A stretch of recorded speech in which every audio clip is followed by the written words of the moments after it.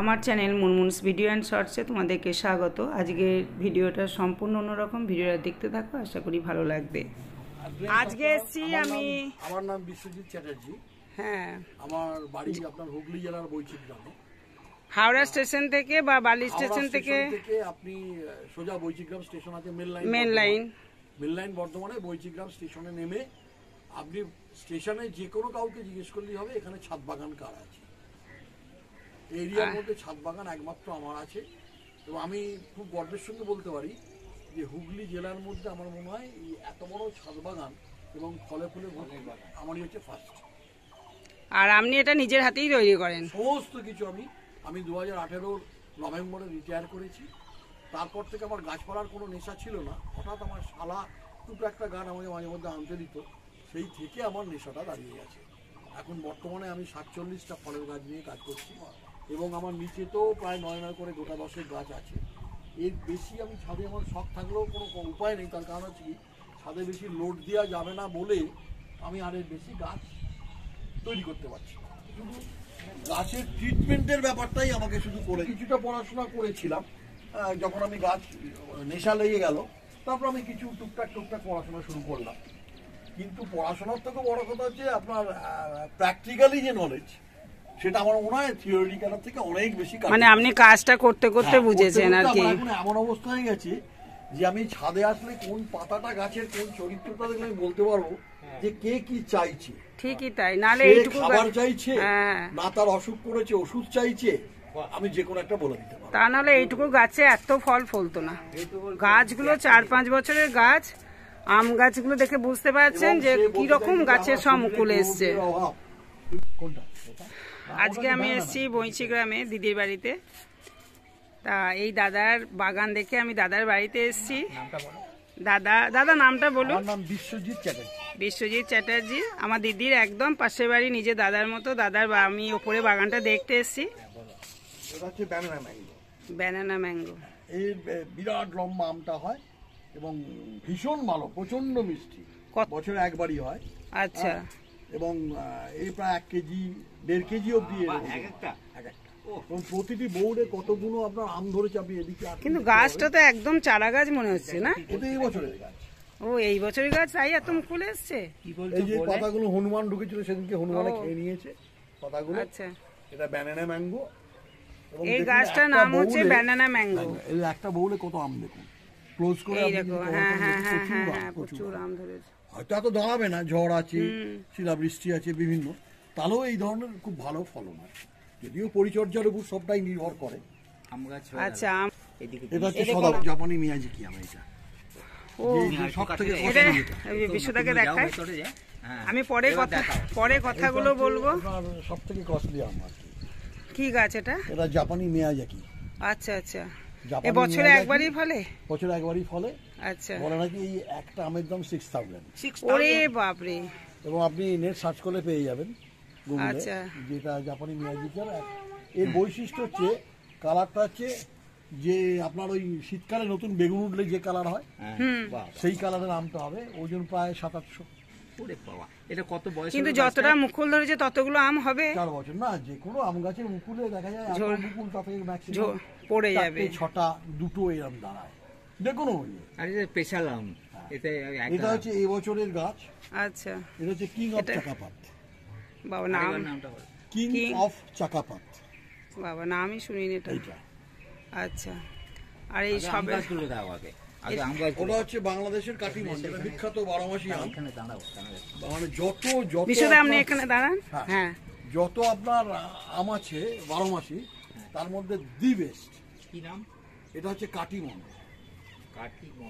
কাটিমন। এর এই আমগুলো কি লম্বা লম্বা হয় নাকি? লম্বা লম্বা হবে 1 নম্বর। আর 2 নম্বর হচ্ছে যে এর ওই 6টা-8টা ব্লেড জড়ো করলে যে থিকনেস হয় সেই ধরনের আটি হবে। আর মিষ্টি হয়? প্রচন্ড মিষ্টি, মানে এত ভালো। এর বিয়ারিং, মানে এই যে বাইরের আমের একটাই বৈশিষ্ট্য, এই বিয়ারিং দুর্দান্ত। বিয়ারিং মিন্স এই গাছটা আমি সব মসলন্দ বলছি, গাছটা কত বয়স হবে? এই গাছটা? হ্যাঁ, গাছটা 4 বছর। এর একটাই বৈশিষ্ট্য হচ্ছে কি এদের বিয়ারিং খুব ভালো। বিয়ারিং মানে হচ্ছে আপনি রং ধরা অবস্থায় মালটা রেখে দিলে 1 মাস রাখবেন, নরম হবে না, পচবে না, কিছু। গাছে না আচ্ছা পেরে রাখতে এই গাছটা কি গাছ? এটা দেখা এটা বলেনি। এটা ওই কিং চাকাপাত বললাম, ও এইটা না হ্যাঁ। ওইটাও এইটা কিং আছে, একটা আম রাখবো, রেখে ফুলগুলো ফুটে যাওয়ার পর এইখান থেকে আমি কেটে দেবো, কেটে দেবে। এটা কেটে ফেলে দেবো। হ্যাঁ ফেলে দিলে এখান থেকে আমার 5টা ব্রাঞ্চ দেবে। 5টা প্রাণ। তাহলে আমার এখানে একটা ডালে একটা বউল হয়েছে, যখন আমার 5টা হবে তখন গাছটাও আপনার ঝাঁপড়ি হয়ে যাবে এবং প্রচুর পরিমাণে বউল হবে। তার কারণে যেহেতু এবার লেবু গাছ দেখাই, দেখো একটু ক্লোজ করে দেখাচ্ছি এইটুকু গাছে। মালটা একবার আমি এর আগের চ্যানেলে দেখিয়েছিলাম, আপনার চ্যানেলে দেখিয়েছিলাম, এই 3টেতে 1300 গ্রাম ওজন, ওরে বাবা, মানে এবং এত মিষ্টি অকল্পনীয়। আমার মনে হয় বাজারে যে কোনো মৌসুমির থেকে কোনো অংশে কম নয় তো বটেই, উপরন্ত আরো ভালো, আরো বেটার মানে কোয়ালিটি ফলের সিজনে এলে একদম মানে একদম। মানে এই গাছটা থেকে আর গত প্রচুর বছর আমি ফলেও না? harvest করেছি, প্রচুর ফলে এই গাছটাতে আমি গত বছর হারভেস্ট করেছি আপনার প্রায় 85 পিস। 85 পিস এবছর যা বেয়ারিং দেখছি প্রত্যেকটি ডগে যে ধরনের এসছি, তাতে আমার মনে হচ্ছে যে 150 থেকে 200 ফল হবে। এবং এবং লোকে বলে যে বেশি ফল ধরলে সাইজ ছোট হয়ে যায়, কিন্তু আমি সম্পূর্ণ আমার ক্ষেত্রে আমি দেখেছি যে ধারণাটা ভুল। আমার যতগুলো ফল ততগুলোই আপনার প্রায় একই মাপের। মানে আমি ইলেকট্রনিক্স ওয়েটে আমি ওজন করেছি। দেখার মতো এটা বৈশিষ্ট্য। দেখো গাছগুলো যেখানে বসানো হয়েছে, আমি টবগুলো দেখাচ্ছি। 3টে মৌসুমিতে 1300 গ্রাম। এগুলো মনে হচ্ছে জলের ট্যাঙ্ক কেটে বসানো না? এগুলো হচ্ছে হ্যাঁ ওই আপনার ড্রাম ড্রাম কেটে একটা 100 লিটারের ড্রামকে কেটে হাফ হাফ। আর কি সার দেন এটা? সার হচ্ছে আমার সবটাই জৈব সার। আচ্ছা, ওই হাড় গুঁড়ো, শিংকুচি, ভার্মি কম্পোস্ট, সর্ষের খোল, নিম খোল, তার সঙ্গে একটু ফাঙ্গিসাইড। এবার আরেকটা লেবু গাছ দেখাচ্ছি। কমলা, সাতুকি কমলা, এটা কমলা লেবু গাছ। দেখা নিচের থেকে উপর। এইদিকে দেখুন প্রচুর ফুল এসছে, এই যে প্রতিটি ডগে ডগে ফুল, এই যে আপনার এই দেখুন, এটা হচ্ছে কমলা। দেখুন যত ডগ পাবে না তত ডগে দেখুন ফুল। এটাও মৌসুম্বি। বাবা, হ্যাঁ, এটা হচ্ছে আপনার কাগজি এবং পাতি ক্রস, আর ওইটা একদম পিওরলি পাতি এবং প্রচুর ধরে আছে ওখানে, ফুল ঝরে গিয়ে লেবু ধরে গেছে ওখানে। আচ্ছা আচ্ছা, না দেখেছি চোখে, লাল জামরুলটা খাওয়া হয়নি। এটা তো ফলবে বর্ষাকালে না? এই ফেব্রুয়ারির শেষ মার্চের মাঝামাঝি থেকে সমস্ত। এরপর দেখাচ্ছি সবেদা, একটু ক্লোজ করে দেখাচ্ছি। দেখো সবেদা কিরকম ফুলেছে গাছের মধ্যে। এইটুকু টব। এটা থাই, মানে থাইল্যান্ডের থাই প্রজাতির সবেদা, ওরে বাবা, গোল সবেদা। সবেদা প্রচুর এই ফুলেছে, প্রতি প্রচুর। গোছায় গোছায় কত দেখুন এখনো, এবং এই যে যত আপনার ফুল আছে সব প্রায় এসে যাচ্ছে।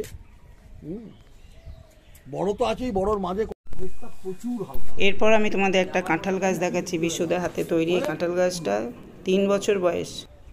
তার মানে ওয়েটটা আমার 50 হয়ে যাবে। এই করে করে ছাদের লোডটা আমি কমিয়ে দেবো। লিংক দিয়ে যাবো। ঠিক আছে।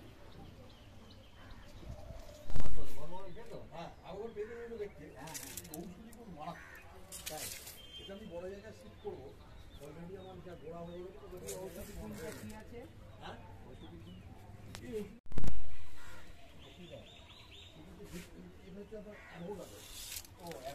ও অ্যাভোকাডোটা দেখি। এই জবাটা কি অস্ট্রেলিয়ান জবা? না না, এটা এটা হচ্ছে আপনার ইয়ে গোলাপি জবা।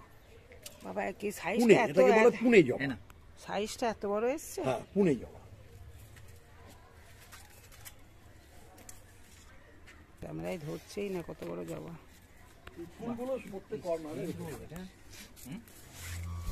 রাখার উদ্দেশ্য হচ্ছে কর্নারে কর্নারে আপনার মৌমাছি, প্রজাপতি এখান থেকে ফুল আছে সমস্ত ফলের গাছে, সেগুলো পরাগ মিলনের জন্য আমার প্রতিটি কর্নারে কর্নারে ফুল রেখে। আচ্ছা আচ্ছা,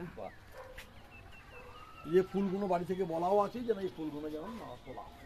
ফুল গাছগুলো আমার রাখার উদ্দেশ্য হচ্ছে প্রত্যেক কর্নারে কর্নারে। এই জবাটা কি অস্ট্রেলিয়ান? হ্যাঁ, অস্ট্রেলিয়ান জবা। এই জবা গাছে কি সার দেন আপনি? আমার ওই দেখুন আপনার জবা সবটাই আমার ফুলটা, জবা ফুল সব জৈব সার তো? সব জৈব সার, রাসায়নিকের কোনো ব্যাপারটা না। দেখুন কিরকম জবা, কাছে করে দেখাই। আচ্ছা ওই জবাটি দেখো, আরেকটা কালার দেখো। ওটা করি এরকম কুড়ি অবস্থায়। কুড়ি ওই অবস্থা জবারই কুড়ি বাবা